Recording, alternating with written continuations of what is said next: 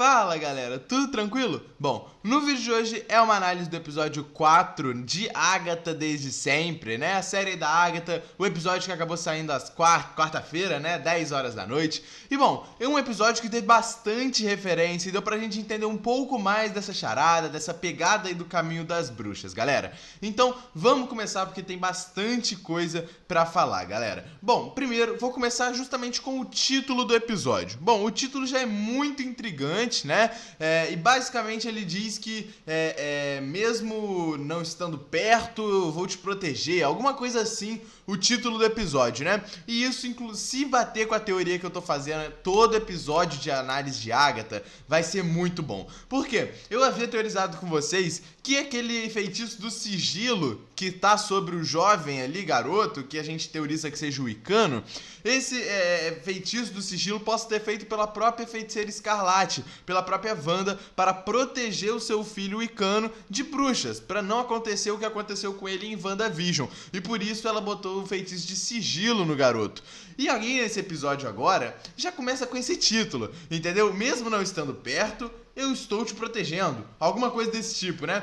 E é justamente isso. E o próprio episódio lidou com o feitiço de sigilo de novo. Que eu vou falar mais dele daqui pra frente, galera. Mas, inclusive, né? Assim como a gente viu no próprio episódio, o garoto, o jovem, né? Se machucando. E vindo, né, a quase falecer. Só foi salvo pelo feitiço do poder, né, da magia da Jen. Se não fosse, provavelmente o jovem iria morrer. Então esse título faz total sentido com essa questão do sigilo, de quem está protegendo esse garoto, e que provavelmente quem está protegendo ele, quem botou o feitiço de sigilo, foi a própria Wanda, a própria feiticeira Escarlate. Isso vai fazer muito mais sentido daqui a pouco quando eu falar mais do sigilo, galera. E bom, começando, né, que a gente teve ali a volta da Rio Vidal no episódio, o que era meio óbvio. Eu falei disso na análise do episódio 3 pra vocês, de que a morte, né, da Deborah, né, se eu não me engano, da Deborah, a morte dela justamente iria trazer a Rio Vidal, que era o nome verdadeiro naquela lista das bruxas do Coven da Agatha, que a Agatha não queria trazer a Rio Vidal, e a gente descobriu nesse episódio o porquê. Porque as duas são ex uma da outra. Basicamente isso, né? E bom, não teve como fugir. A Rio Vidal acabou vindo de volta e estando no Coven da Agatha. Teve uma participação muito interessante nesse episódio. Mexeu pra caramba com o psicológico da Agatha. E vai fazer isso demais daqui nos futuros episódios, galera. E bom, justamente ali no começo ainda, a Alice, né? Ela tenta fugir ali do caminho das bruxas e tal, e não consegue. Porque justamente essa é a questão da charada do caminho das bruxas. Não tem como você fugir. Quem estiver por trás do caminho das bruxas está disposto a fazer isso. Você não consegue fugir do caminho das bruxas. É um caminho, por enquanto, né, sem fim ainda, que você só vai seguindo esses enigmas que estão sendo decifrados devagar, né? Devagar, mas ainda estão sendo decifrados. E um deles, inclusive, é a questão das luas. Na primeira casa, no terceiro episódio, a gente viu que a lua tava, se eu não me engano, era minguante, né? Que era mais fininha. E agora a lua está um pouquinho mais gordinha. E qual é a meta final disso tudo? Provavelmente a última casa a lua vai estar cheia, completa. E esses são justamente para mostrar essas etapas que eles estão seguindo em cada casa. E um detalhe muito interessante é que até agora, pelo menos que eu percebi isso, cada casa tem um foco muito interessante, né? A primeira foi uma casa mais moderna, uma casa com um contexto muito mais moderno mesmo, né? Do mundo atual, uma casa mais que a gente conseguiria ver atualmente. E essa casa daqui nem a gente talvez nunca consiga ver, até porque não é uma casa, e sim é focada ali meio no estúdio musical, com elas com uma pegada dos anos 70. Isso é interessante porque a Wanda, né, em WandaVision, nas primeiras alucinações ali dela na criação do Rex, na criação ali de Westview, os primeiros episódios são em preto e branco, justamente porque era uma coisa que a Wanda tinha pegado na sua memória, né? As séries de televisão, né, em preto e branco e tal.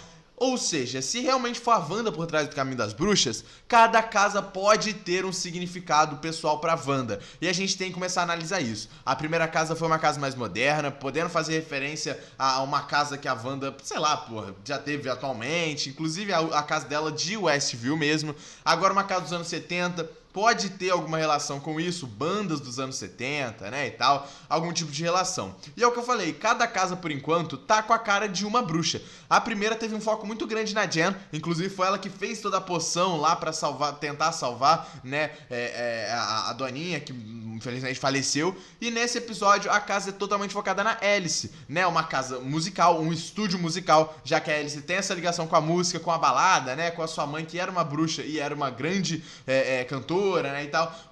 A casa desse episódio foi justamente focada na Alice. Ou seja, nos próximos episódios, a gente vai ter casas focadas em outras bruxas. Falta apenas aí, né, a Lilia, a Agatha e a Rio Vidal. Ou seja, eu chuto que o próximo episódio é da Lilia, porque eles já não vão meter uma casa da Rio Vidal e da Agatha no próximo, entende? Eu chuto que a próxima casa aí é da Lilia, né? E bom, detalhes muito interessantes que a gente teve nessa casa foi primeiro esses quadrinhos que tem uma pegada muito parecida com bruxas mesmo, a casa que tem um tom muito vermelho, né? E isso a gente pode teorizar que pode ser qualquer coisa. Pode ser a Wanda, né? Já que esses desenhos que a gente viu nesses quadros, meio vermelho, remetendo a bruxas mesmo, tem uma pegada muito parecida com os desenhos que a gente viu no Darkhold. Nos desenhos, no formato ali dos desenhos que a gente viu da própria Feiticeira Escarlate no Darkhold. Então pode ter algum tipo de ligação com isso. Se realmente for a Wanda por trás do Caminho das Bruxas, se realmente for a Wanda por trás disso tudo, tá tudo muito, muito ligado pra ser ela. E se não for, fez de propósito. Fez todas essas referências à Wanda de propósito, pra gente pensar que é a Wanda, entende? E também tivemos aquela máscara ali de um demôniozão, né, e tal, que pode inclusive ser uma referência ao especial que a gente teve na Disney Plus do Lobisomem, já que a gente teve lá a Elsa Bloodstone e todos aqueles colecionadores de monstros e criaturas monstruosas da Marvel, que colecionaram justamente máscaras e pedaços e coisas ali de monstros. Então pode ser uma referência ao especial do Lobisomem, como também pode ser uma referência a um demônio mesmo, um demônio. E quem é o grande demônio da Marvel? Mephisto, que foi falado no último episódio pela própria Jen. Então, ó, tá tudo muito ligado, entende? A gente não dá pra falar ao certo que o Mephisto tá por trás disso tudo e nem que a Wanda. Eu acredito que mais seja a Wanda por trás disso tudo, mas também pode ser o Mephisto. Se o Mephisto não esteve por trás de WandaVision, ele pode estar por trás de Agatha. Não sabemos, né? Não sabemos. A máscara diz bastante coisa, né? E esse tom avermelhado também. Tivemos outras coisas, a própria Jen, que foi inclusive quem falou do Mephisto no último episódio. Nesse episódio ela fala um pouquinho sobre como que ela teve a sua magia bloqueada, que foi bloqueada justamente por ele, e ela não fala quem. Foi bloqueada por ele em um tipo de convenção, alguma coisa que ela falou, né? Convenção não, né? Era num tipo de hospital, se eu não me engano, né? Que ela era uma parteira. Então tem alguma coisa relacionada com isso. A gente pode teorizar um grande mago aí que era médico, né? Que é o Doutor Estranho, mas o Doutor Estranho não bloquearia a magia dela assim aleatoriamente, tá? Pode ser? Pode também ser o Doutor Estranho nisso tudo. Mas eu acredito também que possa ser o Mephisto, até porque ela mostrou conhecer o Mephisto, mostrou saber muito sobre o Mephisto no último episódio. E ela fala ele. Então, cara, porra, se alguém bloqueou ali a magia dela, tem sim possibilidade de ser o Mephisto. Fora que a gente teve aquele grande demôniozão no episódio, esse bichão mesmo, esse monstrão, que foi mais pra mostrar ali um pouco dessa libertação da Alice ali com a questão da sua mãe e tal, ela sendo queimada ali por aquele grande demônio, que era inclusive a maldição, e que a gente vai ver nos próximos episódios as maldições se materializando mesmo em demônios, em coisas desse tipo, em entidades. A gente vai ver isso nos próximos episódios. Mas também tivemos esse demôniozão, então pode ter algum tipo de ligação com o Mephisto. E ainda tivemos essa questão do disco, que a gente tem essa teoria na vida real, né? De que, por exemplo, os discos da Xuxa, se você botar ao contrário, vai ter pacto com o demônio. Muita gente zoava e brincava com isso, né? E a gente teve justamente esse disco girando ao contrário nesse episódio, né? Pacto com o demônio, demônio Mephisto, demôniozão lá atacando a Alice, máscara de demônio, dá pra ligar, pode ser o Mephisto, mas não dá pra gente se iludir. Eu acho que não é o Mephisto, eu acho que a Marvel só tá brincando com a nossa cara mesmo, porque a gente teorizou tanto o Mephisto em WandaVision que eu não acredito, eu não boto fé que seja o Mephisto em Agatha também, né? Fora que a gente teve esse casalzão aí, esse casal sendo muito bem desenvolvido aí nesse episódio, né? Agatha e Rio. Já demonstrou muita coisa e explicou inclusive muita coisa do primeiro episódio, e explicou como que a Rio Vidal sabe de muita coisa da vida da Agatha, sabe? sabe sobre o seu filho, sabe o que aconteceu com o seu filho que a gente ainda não sabe ao certo, sabe o que aconteceu pra ela ter perdido seu filho, ter o Darkhold, o que o seu filho virou, se ele é um servo do Mephisto, se ele só virou aquele coelhinho mesmo. A Rio Vidal sabe disso tudo e ela vai mostrar isso tudo pra gente daqui pra frente. É questão de tempo, é questão de tempo. Assim como ela falou que a própria Agatha é a cicatriz dela naquela roda. A Agatha se sentiu incomodada dela falar isso. E a Rio não se sentiu incomodada em nenhum momento. Ou seja, não custa nada a Rio falar verdades da Agatha pras outras bruxas do Coven.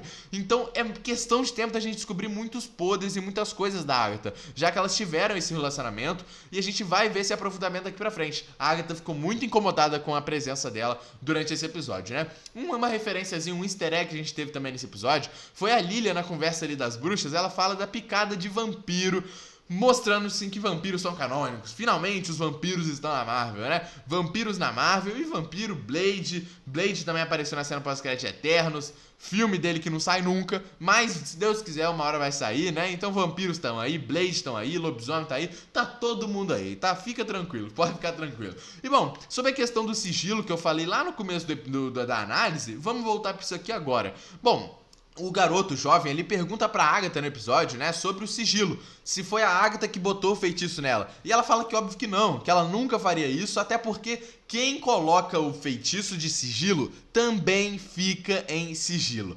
Isso aqui é muito bom. Ela fala sobre a questão de perder o sigilo, de não tem como fazer uma magia pra reverter o sigilo, mas tem como você perder o sigilo. Ela não explicou muito como, né, isso e tal, mas um detalhe interessante foi isso. Quem colocou o sigilo no garoto também está em sigilo. E isso ainda dá mais ênfase para que seja a própria Wanda protegendo o seu filho. Além do título, como eu falei, além dele ter se machucado, né? Esse título não ter feito muita ligação com o episódio em si, né? Ele perguntou do sigilo e a Agatha respondeu isso. E a Wanda realmente tá viva. A gente sabe que ela tá viva, a gente só não sabe aonde e o porquê que ela ainda não se comunicou com ninguém da onde ela está. Por que ela não se comunicou? Porque ela está em sigilo. Cara, isso pra mim não tem como. É muito certo, cara. Eu tenho isso em mente que é muito certo essa teoria, cara. De que a Wanda botou o sigilo no seu filho pra proteger ele das bruxas. E como a Agatha falou, se ela botou o sigilo, ela também está em sigilo. Por isso ela não conseguiu avisar Doutor Estranho, não conseguiu avisar ninguém que ela está viva, porque ela está em sigilo. E a gente não sabe até onde vai esse feitiço de sigilo e nem como ele funciona, com quem fez. Então, esse feitiço de sigilo pode ir além de só não falar certas palavras. Talvez ele afete muito mais quem fez o feitiço. Por isso que a Agatha falou que ela nunca faria esse feitiço. Porque provavelmente esse feitiço também pode deixar a pessoa muda, entendeu? Ela não conseguiria se comunicar com ninguém. E isso explicaria o porquê que a Wanda está desaparecida. Não consegue falar com ninguém. E ela está se comunicando da forma que ela consegue. Pelo caminho das bruxas, pelas charadas, pelos enigmas. É esse o jeito que a Wanda está se comunicando, já que ela também está em sigilo. Cara, pra mim essa teoria é absurda, faz total sentido. Eu criei com a minha própria mente durante esses episódios e eu tô muito empolgado porque isso pra mim faz muito sentido, galera. Inclusive no final, né? Quando a Rio Vidal fala pra Agatha, o garoto não é seu, porque a Agatha demonstrou sentimento nessa conversa de sigilo aí com o garoto. Mas a Rio justamente falou que o garoto não é seu, porque provavelmente a Agatha tá vendo o seu filho no garoto. E ela falou justamente isso pra Agatha se desprender um pouco. O garoto não é seu, não vai achando que ele é seu filho, entende? Senão isso pode dar merda, até porque quem tá protegendo ele pode ser justamente a maior vilã da Agatha, que é a Wanda. Então, muito certa a Rio Vidal nessa frase. O garoto não é seu filho. A Agatha tem que abrir o olho e parar não parar de se importar com o garoto, né? Mas talvez ficar com um pé atrás sobre quem fez esse sigilo. Comenta aqui o que vocês acham disso tudo, dessas teorias malucas. Deixa o like no vídeo, se inscreve no canal. Tamo junto e é nóis, galera.